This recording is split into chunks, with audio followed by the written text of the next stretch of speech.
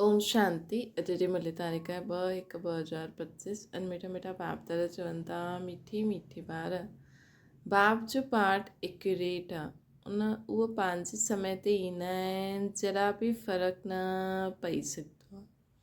बाप जो time accurate, पाठ एक्यूरेट आहे, उहो पंहिंजे समय ते ईंदा आहिनि, जरा बि फ़र्क़ु न पइजी सघंदो आहे। उन्हनि जे अचण जो समय, उन्हनि जे अचण जो यादगार शिवरात्रि खूब मल्हाईंदा आहिनि। प्रश्न आहे, कंहिं ॿारनि जे विक्रम पूरा पूरा विनाश न थी पाईंदा आहिनि। उत्तर आहे, जंहिंजो योग ठीकु न आहे, बाप जी यादि न रहंदी आहे, त विक्रम विनाश न थी पाईंदा आहिनि। योग युक्त न हुजण सां इन्हनि जी सदगति एतिरी सदगति न थींदी आहे, पाप रहिजी वेंदा आहिनि, पोइ पद घटि थी वेंदो आहे। योग न त नाम रूप में फसी रहंदा आहिनि, उन्हनि जी ॻाल्हियूं यादि ईंदी रहंदियूं आहिनि, उहे देही अभिमानी रही न सघनि।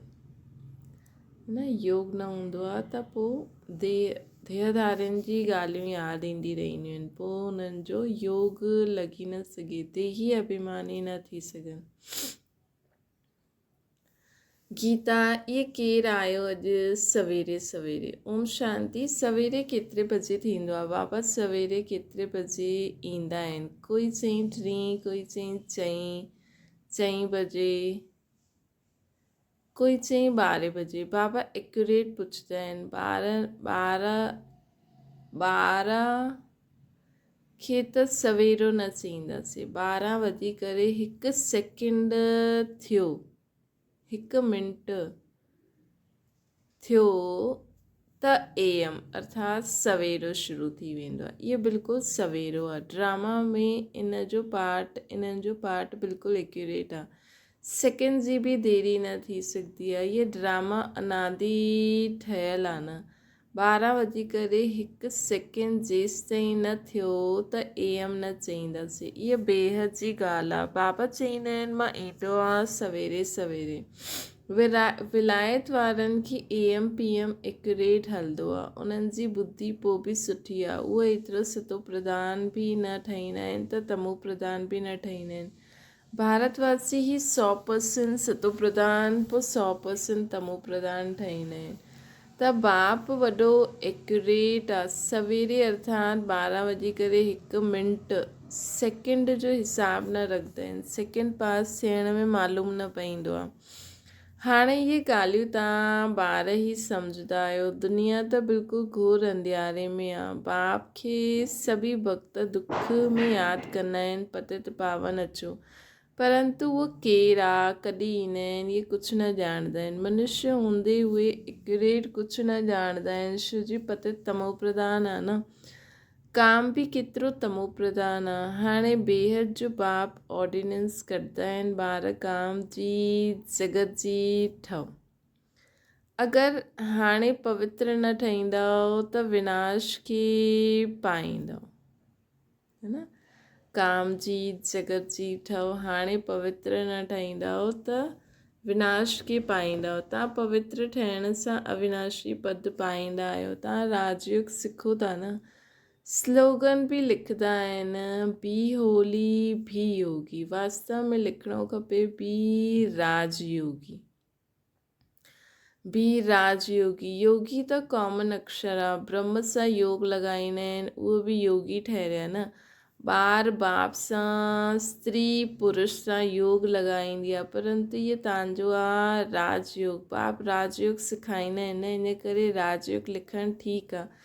बी होली एंड राज योगी। दिन प्रतिदिन करेक्शन थींदी रहंदी आहे। बाप बि चईंदा आहिनि, अॼु तव्हांखे गुईअ ते गुईअ ॻाल्हियूं ॿुधायां थो। हाणे शिव जयंती बि अचण वारी आहे। शिव जयंती त तव्हांखे सुठी रीति मल्हाइणी आहे। शिव जयंती ते त ॾाढी सुठी रीति सर्विस करणी आहे। जंहिं वटि प्रदर्शनी आहे, हाणे पंहिंजे सेंटर अथवा घरनि में शिव जयंती सुठी रीति मल्हायो ऐं लिखी ॾियो। शिव बाबा गीता ज्ञान दाता बाप सां बेहद जो वरसो वठण जो रास्तो अची करे सिखो। शिव बाबा गीता ज्ञान दाता बाप सां बेहद जो वरसो वठण जो रास्तो अची करे सिखो। त सभिनि हंधि हाणे 18 जनवरी खां पोइ शिव जयंती जी तयारी थी वेंदी, त हिन बार कोई नवीनता लाइणी आहे जो सभिनि खे पतो लॻी वञे कि शिव बाबा ही गीता ज्ञान दाता आहे ऐं उहो ई असांखे बेहद जो सुख ॾियण वरसो ॾियण आयो आहे। भल बत्तियूं आदि बि जलायो, घर घर में शिव जयंती मल्हाइणी खपे। घर घर में शिव जयंती मल्हाइणी खपे। तव्हां बाबा चवनि था तव्हां ज्ञान गंगायूं आहियो न, त हर हिकु वटि गीता पाठशाला हुजणी खपे। घर घर में गीता त पढ़ंदा ई आहिनि, सेंटर्स त आहिनि ई, उते त बत्तियूं लॻाइणियूं ई आहिनि। लेकिन बाबा चवनि था कि हाणे जाते जाते बाबा घर गृहस्थी वारा बि बाबा जो ज्ञान ॿुधंदा आहिनि, उते बि बत्तियूं लॻाइणियूं आहिनि। छो जी घर घर में शिव जयंती मल्हाइणी आहे। तव्हां ज्ञान गंगायूं आहियो, ॾिसो हर हिकु वटि गीता पाठशाला हुजणी खपे। घर घर में त पढ़ंदा ई आहिनि। पुरुष सां त मातायूं भक्ति में तिखियूं हूंदियूं आहिनि। अहिड़ा कुटुंब बि हूंदा आहिनि जिते गीता पढ़ंदा आहिनि, त घर में बि चित्र रखी ॾियणो आहे, लिखी ॾियो, बेहद जे भाव सां अची करे वरी खां वरसो वठो। ये शिव जयंती जो त्योहार वास्तव में तव्हांजी सच्ची दीपावली आहे। जॾहिं शिव बाप ईंदा आहिनि त घर घर में रोशनी थी वेंदी आहे। इहे त्योहार त ख़ूब बत्तियूं आदि जलाए करे रोशनी करे मल्हायो था, सच्ची दीपावली मल्हाईंदा आहियो न। फाइनल त थींदो सतयुग में, हुते घर घर में रोशनी ई रोशनी हूंदी, अर्थात हर आत्मा जी ज्योति जगल रहंदी।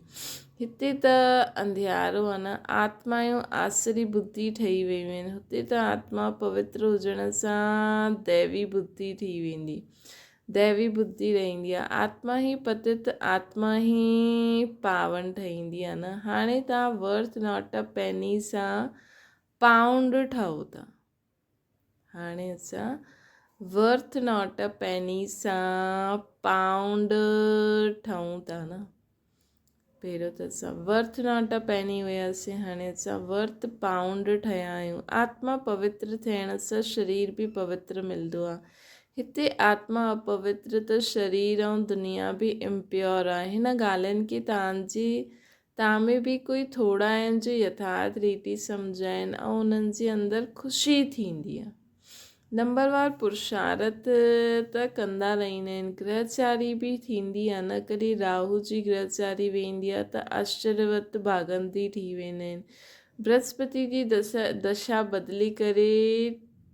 बदली ठीक राहु जी दशा वेई रहंदी आहे। काम विकार में वियो ऐं राहु जी दशा वेई रही, मल्ल युद्ध थींदी आहे न। तव्हां माताएं ॾिठो न हूंदो, जी मातायूं हूंदियूं आहिनि घर जी धरित्री, है न। हाणे माताउनि जो अहिड़ो हाल छो थियो आहे। फीमेल्स अॼुकल्ह अहिड़ियूं अॻियां बि वधनि थियूं त उन्हनि ते अहिड़ा अत्याचार बि इन करे ई थियनि था न, छो जो उहो पंहिंजी ड्यूटी नथी संभालनि। हाणे तव्हांखे मालूम आहे भ्रमरी खे धरित्री अर्थात घर ठाहिण वारी चईंदा आहिनि, घर ठाहिण जो सुठो कारीगर, इन करे धरित्री नाम। त मातायूं हूंदियूं आहिनि घर जी धरित्री, अर्थात घर ठाहिण वारी हूंदियूं आहिनि। भ्रमरी खे धरित्री अर्थात घर ठाहिण वारी चइबो आहे न। केतिरी महिनत कंदी आहे न, उहो बि पक्को मिस्त्री आहे। 2-3 कमरा ठाहींदी आहे, 3-4 कीड़ा वठी ईंदी आहे। वैसे तव्हां बि ब्रह्मणियूं आहियो न, चाहे 1-2 खे ठाहियो, चाहे 10 ॿारनि खे ठाहियो, चाहे 100 खे ठाहियो, चाहे 500 खे ठाहियो। मंडप आदि ठाहींदा आहिनि, इहे बि घर ठाहिण थियो न। उन में वेही सभिनि खे बू कंदा आहिनि। पोइ कोई त सम्झी करे कीड़े सां ब्रह्मन ठही वेंदो आहे, कोई सड़ो निकिरी वेंदो आहे। अर्थात हिन धर्म जा न हूंदा आहिनि, हिन धर्म वारनि खे ई पूरी रीति टच थींदो। तव्हां त पोइ बि मनुष्य आहियो न, तव्हांजी ताक़त हुन सां ब्रह्मड़ी सां बि जास्ती हुजणी खपे। जास्ती आहे न, तव्हां 2000 जे विच में बि भाषण करे सघंदा आहियो, अॻियां हली 4-5 हज़ार जी सभा में बि तव्हां वेंदव, ब्रह्मड़ी जी तव्हां सां भेट आहे न। अॼुकल्ह सन्यासी माण्हू बि ॿाहिरि विदेश में वञी करे चईंदा आहिनि असां भारत जो प्राचीन राजयोग सेखारींदा आहियूं। अॼुकल्ह मातायूं बि कहिड़ियूं कफनियूं पाए करे वेंदियूं आहिनि, फॉरेनर्स खे ठगे करे ईंदा आहिनि, उन्हनि खे चईंदा आहिनि भारत जो प्राचीन राजयोग भारत में हली करे सिखो। तव्हां हीअं थोरी चईंदा भारत में हली करे सिखो, तव्हां त फॉरेन में वेंदा आहियो त हुते ई वेही सम्झाईंदा आहियो न, इहे राजयोग सिखो त स्वर्ग में तव्हांजो जनम थी वेंदो। हिन में कपिड़ा आदि बदिलण जी ॻाल्हि ई न आहे, हिते ई देह जे सभु संबंध भुलिजी पंहिंजे खे आत्मा सम्झी बाप खे यादि करो। बाप ई लिबरेटर आहे, सभिनि खे दुखनि सां लिबरेट कंदा आहिनि। त विदेश में बि ॿार छो आहिनि, ताकी हुते ॿार बि जेका दुखी आहिनि उन्हनि खे लिबरेट करनि। हाणे तव्हांखे सिधो प्रधान ठहिणो आहे, तव्हां पहिरियों गोल्डन एज में हुयो, हाणे आयरन एज में आयो। सॼी वर्ल्ड सभी धर्म वारा आयरन एज में आहिनि न। कोई बि धर्म वारो मिले उन्हनि खे चइणो आहे, बाप चईंदा आहिनि पंहिंजे खे आत्मा सम्झी मूंखे यादि करो त पावन ठही वेंदव, पोइ मां तव्हांखे साथ बि वठी वेंदमि। बाप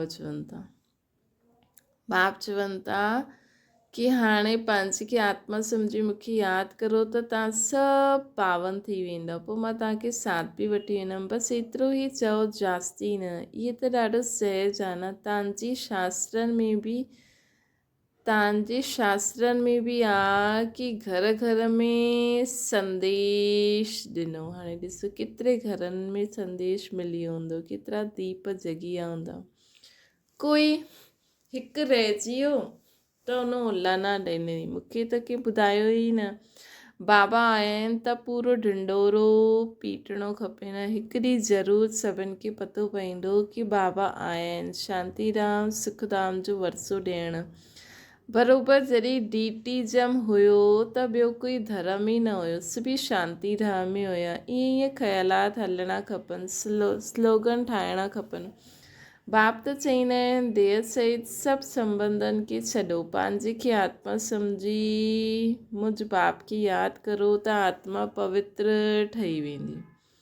सभी आत्मायूं हाणे आत्मायूं अपवित्र आहिनि न, हाणे सभिनि खे पवित्र ठाहे बाबा गाइड ठाही करे वापसि वठी वेंदा आहिनि। हाणे बाबा सभिनि खे पवित्र ठाहे गाइड ठही वापसि वठी वेंदा आहिनि। सभु पंहिंजे पंहिंजे सेक्शन में हली वेंदा, पोइ DT धर्म वारा नंबरवार ईंदा। केतिरो सहज आहे, इहे त बुद्धि में धारण थियणो खपे। जो सर्विस कंदा आहिनि उहे छिपा हुआ न रही सघंदा आहिनि, डिससर्विस करण वारा बि छिपा न रही सघंदा आहिनि। सर्विसेबल खे त सभु सॾु कंदा आहिनि, जो कुझु बि ज्ञान न ॿुधाए सघंदा आहिनि उन्हनि खे थोरी सॾु कंदा, उहो त ॿियो ई नाम बदनाम करे ॾींदा। चईंदा BK ईअं अहिड़ी हूंदी आहे छा, पूरो रिस्पॉन्ड बि न कंदा आहिनि त नाम बदनाम थी वियो न। शिव बाबा जो नाम बदनाम करण वारा ऊच पद पाए न सघनि,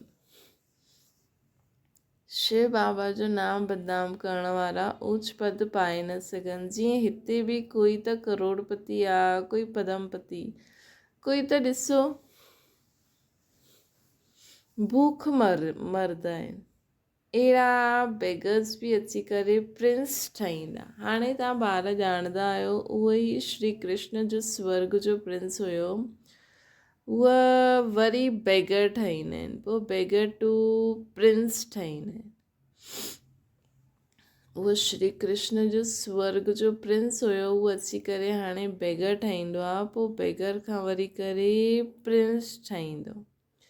ये बेगर हुयो न, थोरो बहुत कमायो उहो बि तव्हां ॿारनि जे लाइ, न त तव्हांजी संभाल कीअं थिए ब्रह्मा बाबा, न त तव्हांजी संभाल कीअं थिए। इहे सभु ॻाल्हियूं शास्त्रनि में थोरी आहिनि, शिव बाबा ई अची करे बतलाईंदा आहिनि, है न, शिव बाबा ही अची करे बतलाईंदा आहिनि। बराबरि इहे गांव जो छोरो हुयो, नाम कोई श्री कृष्ण न हुयो, ये आत्मा जी ॻाल्हि आहे। बाबा चवनि था, शिव बाबा ही अची करे बतलाईंदा आहिनि, बराबरि इहे गांव जो छोरो, नाम कोई श्री कृष्ण न हुयो, ये आत्मा जी ॻाल्हि आहे। हुते त चईंदा आहिनि श्री कृष्ण गांव जो छोरो हुयो, हिते बाबा चवनि था ये आत्मा जी ॻाल्हि आहे। इन करे मनुष्य मुंझी आहिनि। त बाबा सम्झाईंदा आहिनि, शिव जयंती ते घर घर में चित्रनि ते सर्विस करो, घर घर में बत्तियूं जलायो, घर घर में सच्ची सच्ची दीपावली मनाए, अर्थात आत्मिक जोत जगी वई, दीपावली मनी वई। लिखी ॾियो बेहद जे बाप सां 21 जन्मनि जे लाइ स्वर्ग जी बादशाही सेकेंड में कीअं मिलंदी आहे, सो अची करे सम्झो। जीअं दीपावली ते मनुष्य ॾाढी दुकानूं कढी करे वेहींदा आहिनि न, तव्हांखे पोइ अविनाशी ज्ञान रत्न जी दुकान कढी करे वेहणो आहे। तव्हांजो केतिरो सुठो सजायो उहो दुकान हूंदो न। मनुष्य दिवाली कंदा आहिनि, पोइ तव्हां शिव जयंती ते करो, जो शिव बाबा सभिनि जा दीप जगाईंदा आहिनि, तव्हांखे विश्व जो मालिक ठाहींदा आहिनि। वो त लक्ष्मी सां विनाशी धन मांगदा आहिनि, हिते त जगत अम्बा सां तव्हांखे पूरी विश्व जी बादशाही मिलंदी आहे।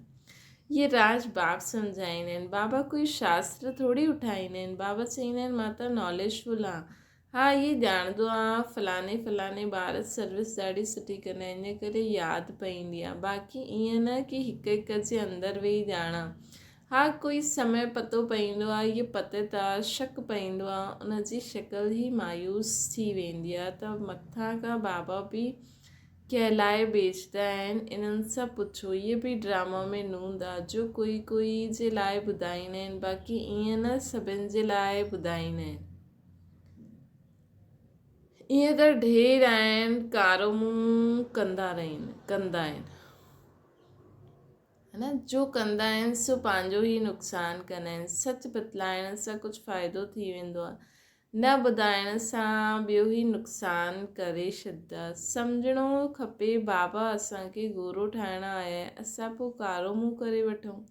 इहा आहे ई काटनि जी दुनिया, ह्यूमन काटा आहे न। सत्य खे चइबो आहे गार्डन ऑफ अल्लाह, ऐं इहो आहे फॉरेस्ट। हिन करे बाप चईंदा आहिनि जॾहिं जॾहिं धर्म जी ग्लानी थींदी आहे तॾहिं मां ईंदो आहियां।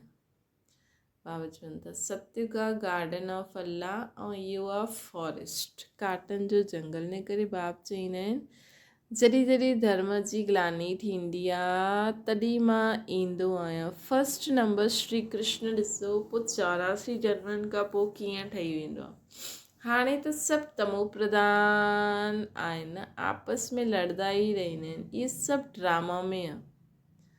हाणे सभु तमो प्रधान थी विया आहिनि, आपस में लड़दा ई रहंदा आहिनि, इहे सभु ड्रामा में आहे। पोइ स्वर्ग में इहे कुझु न हूंदो, स्वर्ग में इहे लड़ाई झगड़ो आदि कुझु न हूंदो। पॉइंट्स त ढेर जी ढेर आहिनि, नोट करणियूं खपनि। जीअं बैरिस्टर माण्हू बि पॉइंट्स जो बुक रखंदा आहिनि न, डॉक्टर माण्हू बि किताबियूं रखंदा आहिनि, उन्हनि में ॾिसी करे दवाइयूं ॾींदा आहिनि। त ॿारनि खे केतिरी सुठी रीति पढ़णो खपे, सर्विस करणी खपे। बाबा नंबर 1 मंत्र ॾिनो अथई मनमना भव, बाबा नंबर 1 मंत्र ॾिनो अथई मनमना भव। बाप ऐं वर्सी खे यादि करो त स्वर्ग जा मालिक ठही वेंदा। शिव जयंती मल्हाईंदा आहिनि, परंतु शिव बाबा छा कयो हुई, ज़रूरु स्वर्ग जो वरसो ॾिनो हुनई न। उन्हनि खे 5000 वर्ष थिया आहिनि, स्वर्ग खां नर्क, नर्क खां स्वर्ग ठाहींदा आहिनि बाबा। बाबा नर्क खां स्वर्ग ठाहींदा आहिनि, है न। ऐं बाबा 5000 साल में हिकु बार अची करे नर्क खे स्वर्ग ठाहींदा आहिनि। पोइ स्वर्ग नर्क थी वेंदो, मतिलबु 5000 साल में स्वर्ग नर्क थी वेंदो। 5000 साल पोइ ई बाबा अची करे नर्क खे स्वर्ग ठाहींदा। इन करे हिन में लिखियलु आहे कि शिव बाबा छा कयूं, ज़रूरु स्वर्ग जो वरसो ॾिनो हुनई न, हुनखे 5000 साल थिया आहिनि। ऐं स्वर्ग खे नर्क थियण में बि 5000 साल थिया आहिनि, है न। ऐं बाबा बि 5000 साल खां पोइ अची करे नर्क खां स्वर्ग ठाहींदा आहिनि। बाप सम्झाईंदा आहिनि ॿार योग युक्त ठहो। बाप सम्झाईंदा आहिनि ॿार योग युक्त ठहो। तव्हांजी हर ॻाल्हि तव्हांखे हर ॻाल्हि सुठी रीति सम्झ में अची वेंदी। अगरि असां योग युक्त हूंदासीं त हर ॻाल्हि सुठी रीति सम्झ में अची वेंदी। परंतु योग ठीकु न त बाप जी यादि न रहंदी त कुझु सम्झी न सघंदा, विक्रम बि विनाश न थी पाईंदा। योग युक्त न हुजनि असां एतिरी सदगति बि न थी पाईंदी आहे। पाप रहिजी वेंदा आहिनि, पोइ पद बि कम थी वेंदो आहे। अगरि योग युक्त न हूंदा आहियूं त नाम रूप में फसी वेंदा आहियूं, पाप रहिजी वेंदा आहिनि, पोइ विक्रम पूरी रीति विनाश कीअं थींदा, पद बि कम थी वेंदो। त इन करे बाबा चवनि था योग युक्त न हूंदा त सदगति बि न थी पाईंदी, पाप बि रहिजी वेंदा, पोइ पद बि कम थी वेंदो। ॾाढा आहिनि, योग कुझु बि न आहे, नाम रूप में फसी पईंदा आहिनि। उन्हनि जी यादि ईंदी रहंदी त विक्रम विनाश कीअं थींदा। बाप चवंदा आहिनि देही अभिमानी ठहो, है न। कंहिंजो बि संकल्प हुजे, चेक करो कम जो आहे न आहे, तुरंत पॉइंट। अच्छा, मीठी मीठी सिकिल ते ॿारनि प्रति माता पिता बाप दादा जो यादि प्यार ऐं गुड मॉर्निंग। रूहानी बाप जी सभिनि रूहानियुनि ॿारनि खे नमस्ते। असांजी बि रूहानी माता पिता बाप दादा खे यादि प्यार गुड मॉर्निंग ऐं नमस्ते। धारणा जे लाइ मुख्य सार शिव जयंती ते अविनाशी ज्ञान रत्ननि जी दुकान कढी सेवा करणी आहे। घर घर में रोशनी करे सभिनि खे बाप जो परिचय ॾियणो आहे। संकल्प करो, तव्हां संकल्प कंदा त आपे ई सभु कुझु ठीकु थी वेंदो। ॿियो आहे सचे बाप सां सचो थी करे रहणो आहे। कोई बि विक्रम करे छिपाइणो न आहे। सर्जन सां छिपाईंदासीं त कीअं दवाई थींदी। अहिड़ो योग युक्त ठहिणो आहे जो कोई बि पाप रहिजी न वञे, कंहिंजे बि नाम रूप में न फसणो है न, कंहिंजे बि नाम रूप में न फसणो आहे। वरदाना मापन जे भान खे मिटाइण वारा ब्रह्मा बाप समान श्रेष्ठ त्यागी ठहो। संबंध जो त्याग, वैभवन जो त्याग कोई वॾी ॻाल्हि न आहे, लेकिन हर कार्य में संकल्प में बि ॿियनि खे अॻियां रखण जी भावना रखणु, अर्थात पंहिंजेपन खे मिटाए ॾियणु। पहिरियों तव्हां करो, इहे श्रेष्ठ त्याग है न। ॿियो कुझु त्याग श्रेष्ठ न आहे, लेकिन पंहिंजेपन जो त्याग, भई पहिरियों मां करां, इन जो त्याग इहे ई त्याग ई श्रेष्ठ त्याग आहे। इनखे चइबो आहे स्वयं जे भान खे मिटाए ॾियणु। इनखे चइबो आहे स्वयं जे भान खे मिटाए ॾियणु। जीअं ब्रह्मा बाबा सदा ॿारनि खे अॻियां कईं, मां अॻियां रवां, इन में बि सदा त्यागी रहिया न। इन त्याग जे कारण ई ब्रह्मा बाबा सभिनि खां अॻियां अर्थात नंबर 1 में वञण जो फल उन्हनि खे मिलियो। त फॉलो फादर बाबा चवनि था। स्लोगन आहे फट सां कंहिंजो नुक्स कढणु, इहे बि दुख ॾियणु, है न। फट सां कंहिंजो नुक्स न कढो, पहिरियों हुनजी तारीफ़ करो, हुन खां पोइ हुनखे चओ ईअं ॻाल्हि ईअं, है न। त फट सां नुक्स कढणु इहे बि दुख ॾियणु थियो। ॿियो जो हर जनवरी मास में जो स्लोगन अचिणो आहे, पंहिंजी शक्तिशाली मनसा द्वारा सकाश ॾियण जी सेवा करो। जीअं ऊची टावर्स सकाश ॾींदा आहियूं, लाइट वाइट फैलाईंदा आहियूं, ईअं तव्हां ॿार बि पंहिंजी ऊची स्थिति अथवा ऊची स्थान ते वेही कम से कम 4 घंटा विश्व खे लाइट माइट ॾियो। कम से कम 4 घंटा विश्व खे लाइट माइट ॾियो। जीअं सूर्य बि विश्व में रोशनी तॾहिं ॾेई सघंदो जॾहिं ऊचो आहे, त साकार सृष्टि खे सकाश ॾियण जे लाइ ऊचे स्थान निवासी ठहो कि मां विश्व कल्याणकारी आहियां, मां मास्टर गॉड आहियां, मां रहमदिल आत्मा आहियां। हीअं पंहिंजी स्थिति समान में स्थित थियण ई पंहिंजी स्थिति खे ऊचो ठाहिण कि मां पूरे विश्व जो कल्याण करण वारी आहियां, मां मास्टर गॉड आहियां, है न। मां सर्व जी सदगति करण वारी आहियां, सभिनि जे लाइ सुठो सोचण वारी आहियां, है न। ईअं जेका बि बाबा असांखे स्वमान ॾिना अथई, मां दुख हरता सुख करता आहियां, मां मास्टर स्नेह जो सागर आहियां। सर्व आत्माउनि खे बाबा जो परिचय मिले थो। सभी आत्माऊं बाबा खे पहचाने करे बाबा खे उन रीति ई यादि करनि थियूं, बाबा खां वरसो वठनि थियूं। सभिनि जी आत्मिक जोत जगी वई। त हीअं बाबा चवनि था हिन में त 4 घंटा लिखियलु आहे, लेकिन बाबा त चईंदा आहिनि कर्म कंदे हुए सदा असांजी लाइट माइट पूरे विश्व में फैले। छो जी ब्रह्मा बाबा जो विशेष उहो पुरुषार्थ छा हुयो? ब्रह्मा बाबा को ईअं वेही करे थोड़ी 4 घंटा ई ॾिनई, 2 घंटा ई ॾिनई। ब्रह्मा बाबा खे त एॾो सारो कमु हुयो, त असांखे ब्रह्मा बाप समान ठाहिण अर्थात सदा देही अभिमानी स्थिति में स्थित थी करे पूरे विश्व खे बि लाइट माइट ॾींदा रहो। कुझु बि ज्ञान ॿुधायो त सोचो मां पूरे विश्व खे थी ॾियां। कुछ भी कम करो तो सोचो बाप जी याद में वहाँ कम कराती हैं, विश्व में पूरी विश्व में लाइट माइट फैले थी, है ना। तो हिन रीति असांखे पुरुषार्थ करणो आहे, वेही करे भी करो, लेकिन ये ना हाँ भाई 4 घंटा कयो ठीकु आहे, है ना। 4 घंटा तव्हांखे टाइम नथो मिले त दिलि शिकस्त न थियणो, असांखे ब्रह्मा बाप समान कर्मयोगी ठहिणो। अच्छा, ओम शांति। बाबा की याद करो।